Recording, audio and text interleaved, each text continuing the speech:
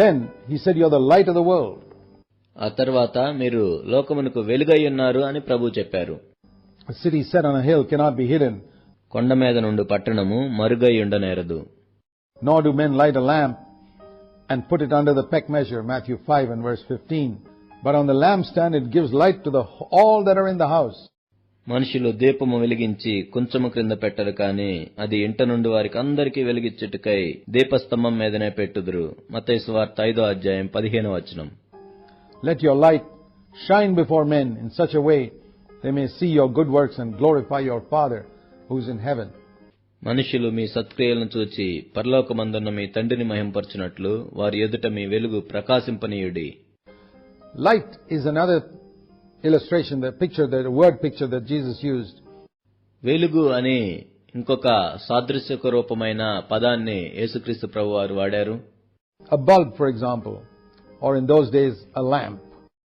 ఈ రోజుల్లో అయితే బల్బు, ఆ రోజుల్లో అయితే దీపము. The wick of a lamp is a very, very small thing. దీపం యొక్క ఒత్తి చాలా చిన్నగా ఉంటుంది.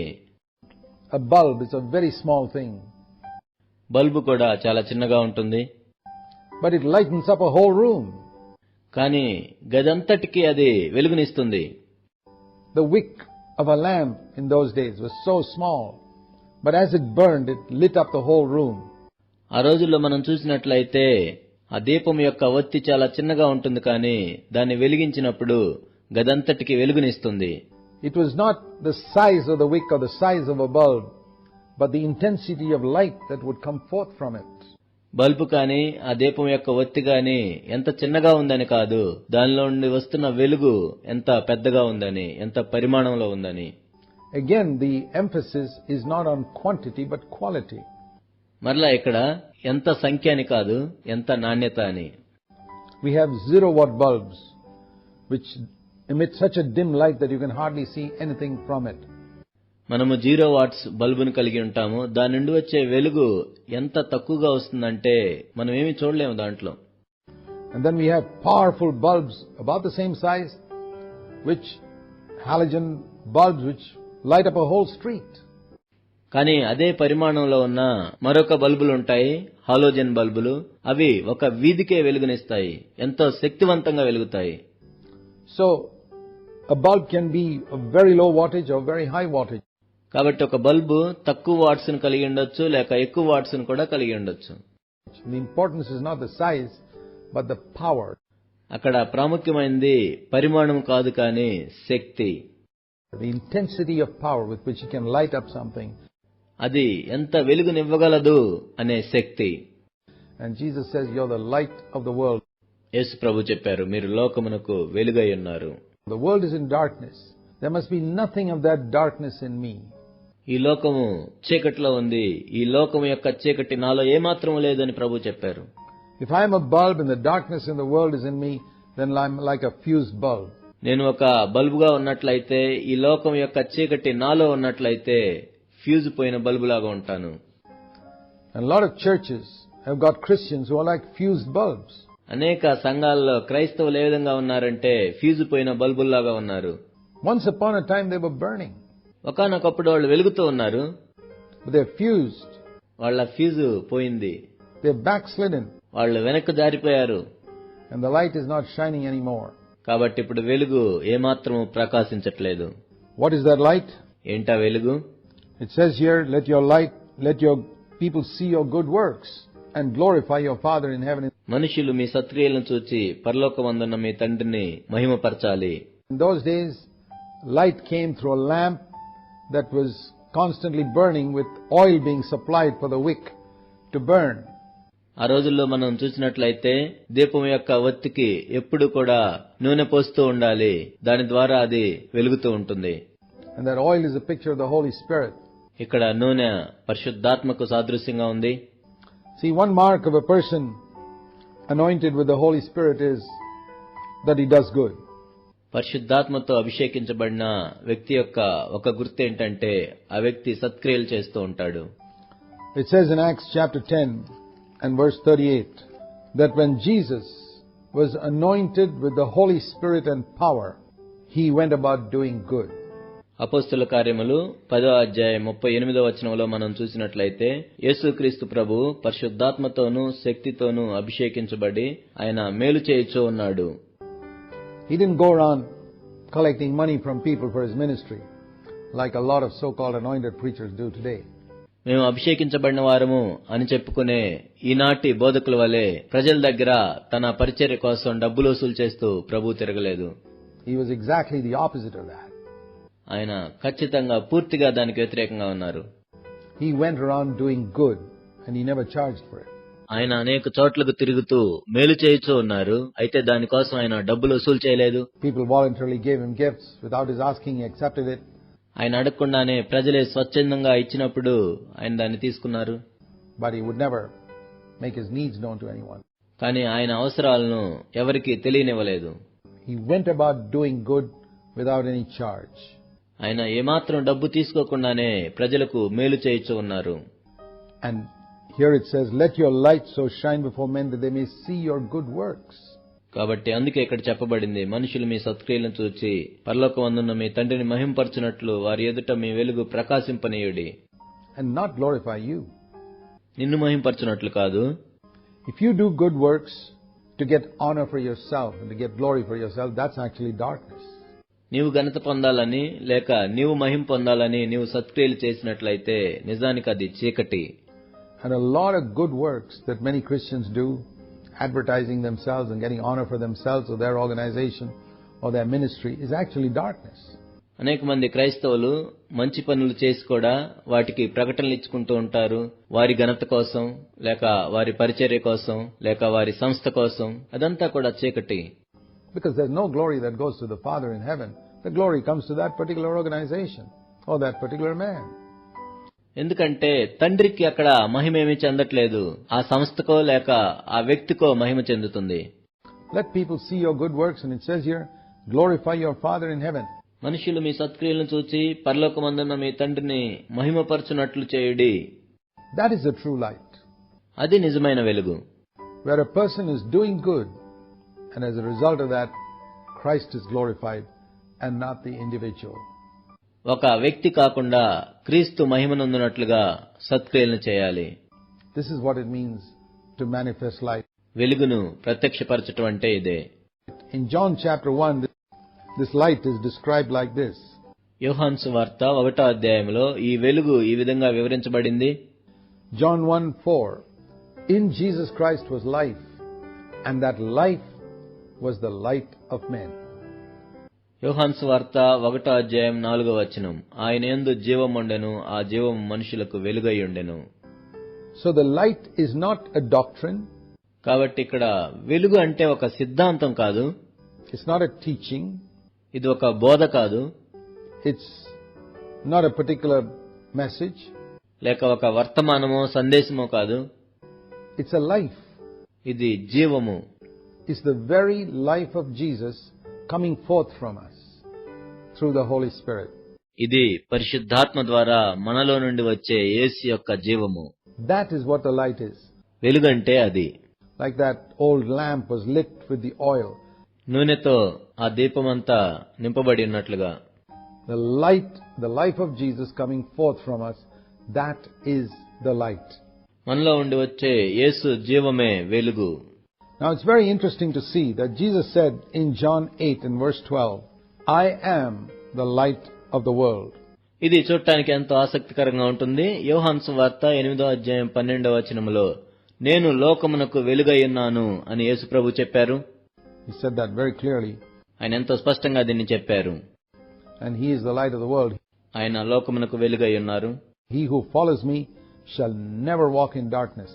నన్ను వెంబడించేవాడు ఎంత మాత్రమును చీకటిలో నడవడు. Whenever a person is walking in darkness, according to John 8:12, we can say that that person is not following Jesus.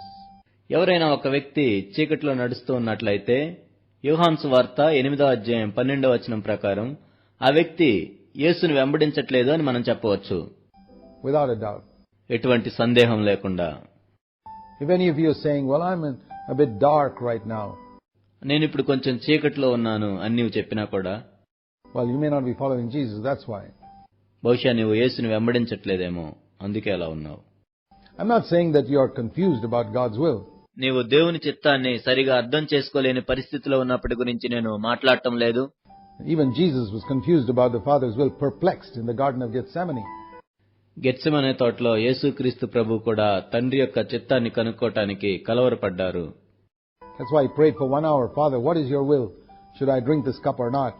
అందుకే ఆయన గంటసేపు ప్రార్థన చేశారు. తండ్రి, నీ చిత్తమేంటి? ఈ గిన్నె నేను త్రాగాలా వద్దా? That's not darkness. అది చీకటి కాదు. Perplexity is part of the life of faith. ఇలా కలవరపడటం అనేది విశ్వాసంలో ఒక భాగం. But darkness is something else. కానీ చీకటి అంటే అది వేరు. Something contrary to the life of Jesus. యేసు యొక్క జీవానికి విరోధంగా ఉన్న దాన్ని చీకటి అంటాం.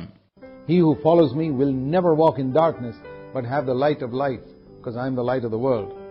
నేను లోకమునకు వెలుగును, నన్ను వెంబడించువాడు చీకటిలో నడవక జీవపు వెలుగు కలిగి ఉండును.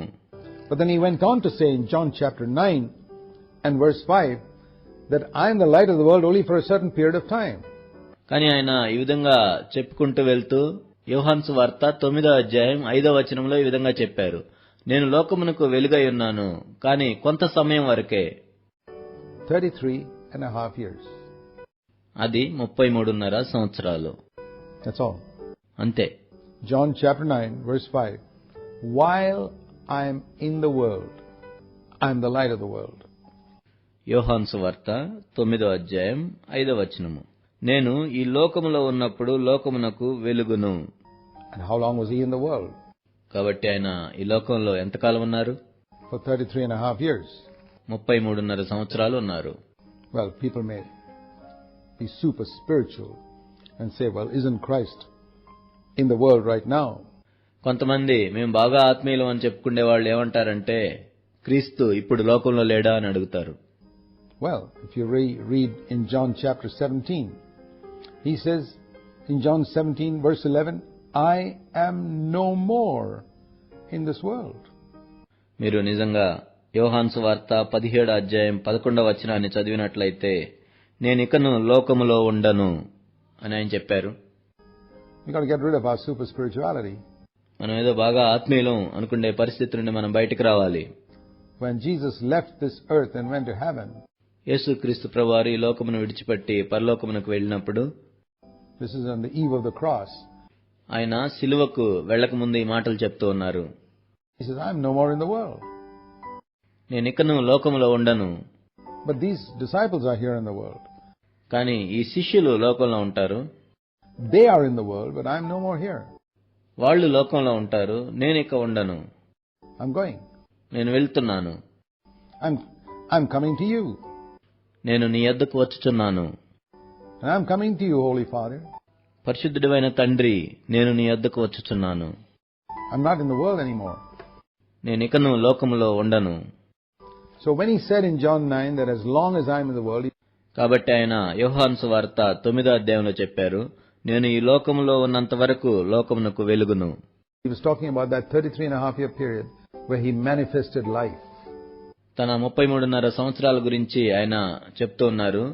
ఆ వెలుగును ఆయన ప్రత్యక్షపరిచారు. So after he's gone, ఆయన వెళ్లిపోయిన తర్వాత, now he's gone up to heaven. ఆయన ఇప్పుడు పరలోకమునకు వెళ్లిపోయారు. Who is the light of the world today? మరి ఈ రోజు లోకమునకు వెలుగు ఎవరు? Turn back to Matthew 5 and verse 14. మత్తయి సువార్త 5వ అధ్యాయం 14వ వచనాన్ని చూడండి. You are the light of the world. మీరు లోకమునకు వెలుగై ఉన్నారు. So if somebody were to ask me, who is the light of the world? ఈ లోకానికి వెలుగు ఎవరు అని ఎవరైనా నన్ను అడిగినట్లయితే, the right scriptural answer would be to say, me. లేఖనానుసారమైన సరి అయిన జవాబు ఏంటంటే, నేనే. I am the light of the world. నేను లోకమునకు వెలుగై ఉన్నాను. And others who follow Jesus. మరియు యేసును వెంబడించే ఇతరులు కూడా. Have you ever thought of it like that? దీన్ని ఎప్పుడైనా ఇలాగ నీవు ఆలోచించావా? Have you ever thought of answering that question, who is the light of the world, by saying, me and others who follow Jesus? ఈ లోకమునకు వెలుగు ఎవరు అని అడిగినప్పుడు, నేను మరియు యేసును వెంబడించే ఇతరులు అని ఎప్పుడైనా జవాబిచ్చావా? That is the right answer. అది సరి అయిన జవాబు. It's very easy to say, oh, not me, just look at Jesus. నేను కాదు, యేసు అని చెప్పడం సులభమే. But he's not in the earth. కానీ ఆయన ఈ భూమి మీద లేడు. He said, I am the light of the world only as long as I am in the world. నేను ఈ లోకంలో ఉన్నంత వరకు ఈ లోకమునకు నేను వెలుగును అని ఆయన చెప్పారు. See, so many Christians haven't read the scriptures properly. అనేక మంది క్రైస్తవులు లేఖనాలను సరిగా చదవలేదు. And they've got all types of wrong ideas which are in their head, which is from their own understanding. వాళ్ళ సొంత గ్రహింపును బట్టి ఎన్నో తప్పుడు అభిప్రాయాలను వాళ్ళ తలల్లో కలిగి ఉన్నారు. And they're completely wrong. మరియు వాళ్ళు పూర్తిగా తప్పుడు అభిప్రాయాలను కలిగి ఉన్నారు. Just like God depended 100% on Jesus Christ during those 33 years to manifest His life perfectly. యేసుక్రీస్తు ప్రభువారు ఈ భూమి మీద ఉన్నప్పుడు 33.5 సంవత్సరాలు కూడా దేవుని యొక్క జీవాన్ని పరిపూర్ణంగా ప్రత్యక్షపరచడానికి దేవుడు 100% ఏ విధంగా యేసు మీద ఆధారపడ్డాడో, He is depending on His church, His disciples on earth to manifest that same life now perfectly. ఇప్పుడు కూడా అదే జీవాన్ని పరిపూర్ణంగా ప్రత్యక్షపరచడానికి దేవుడు తన సంఘం మీద మరియు తన శిష్యుల మీద ఈ భూమి మీద ఆధారపడుతూ ఉన్నారు. Let people see your good works and glorify your Father who's in heaven. అప్పుడు జనులు మీ సత్క్రియలను చూచి పరలోకమందున్న మీ తండ్రిని మహింపరుస్తారు.